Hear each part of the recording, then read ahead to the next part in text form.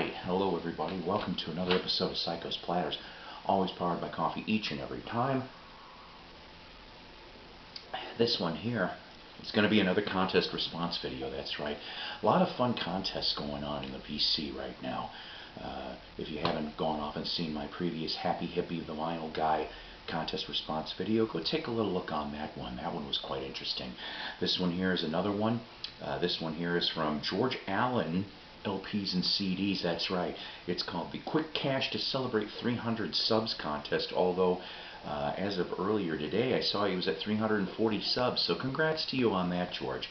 He basically wants the contest participant to be able to go off, show a jazz album, show a blues album, and show a funk album, okay? So 3 albums, easy peasy lemon squeezy, that's right. So right off the bat, let me show you here an album by an artist that I've never heard of before, at that time anyway. I found this for 50 cents at a Salvation Army. Jeez, this probably was about, I don't know, 5-6 years ago on Fantasy Records.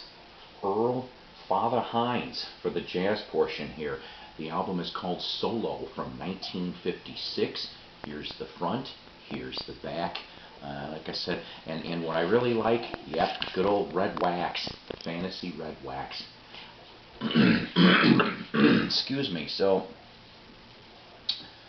my little notes here. So he was a jazz pianist who worked with Dizzy Gillespie and Charlie Parker. He originally was from Duquesne, Pennsylvania. I hope I'm pronouncing that right. He ended up starting professionally at the age of 17. He ended up landing in Chicago. A few years later, he befriended Louis Armstrong, and basically his career took for a very sharp rise. He ended up passing away, unfortunately, though, in April 1983, but leaving a lot of nice piano-based jazz work. I actually like this. This still is the only Earl Father Hines album I've ever come across. I think it did really good for 50 cents, don't you? So that's the jazz portion. Now, for the blues, I'm going to go a little more local to me, considering that I originally was born and raised in Chicagoland. This one here from August 1966, Paul Butterfield's Blues Band. That's right, East-West. By the way, on the cover here, it actually was taken at one of the Chicago museums near the lake. Really, really cool little picture there. Here's the front, here's the back. This one here is on Elektra, original beige-ish label press. This band had so much talent in it. This is their second album that was put out in August of '66. I mean, your main players here are Paul Butterfield, Elvin Bishop, Mike Bloomfield. Billy Davenport comes on drums. He's more jazz orientated, alright? All kinds of goodies. Mark Knapflin, who would end up, if I remember correctly, touching on Quicksilver Messenger Service in the early 70s. He joined them up too. But you know, grab any of the Butterfield Blues Band's albums that you can find, especially the first one, this one, and then the Pig Boy Crenshaw album. I love that stuff, and it's just great. What can I say? So this is my blues portion of this entry. Now, as far as for funk, I had several different ways I could have went on this, but then I came across this album, okay? And I've always had, Mighty Psycho has always had a soft spot for this band.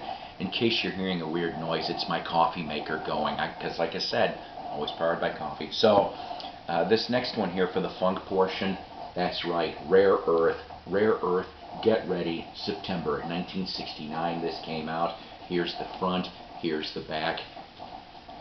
Get Ready in itself, which is 21 plus minutes long on side 2 of the LP. Of course, there was an edited version, came out as a single, alright? Now, the album here went to number 12 on the Billboard charts, but the single for Get Ready was at number 4. Really an excellent piece of funk. I like this. I like later on they would do I Just Want to Celebrate, which is another one that cooks, okay? Rare Earth, it was kind of funny because Motown was inventing a label basically for white-only acts. They just decided they want to do it this way. Rare Earth joked around and said, hey, you could always call it Rare Earth. Well, guess what? They did. This is in really minty condition here. I kind of regret not being able to see Rare Earth when they opened up for Blue Oyster Cult in the mid-2000s. At that point, there was still two original members left. Gil Bridges passed away in 2021, and basically Rare Earth shut down at that point. So, I mean, you're talking that it went for over 50 years for a bunch of albums and a bunch of lineups and such.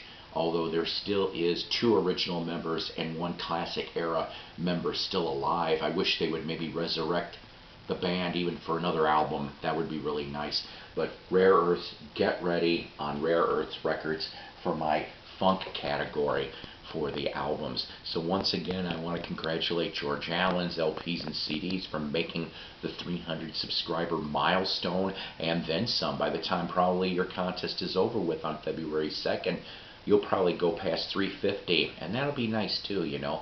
You got a nice channel, George, and I want everybody to go check out George Allen's channel. I will put a link in the comments or in the description of the video. And you know what, guys?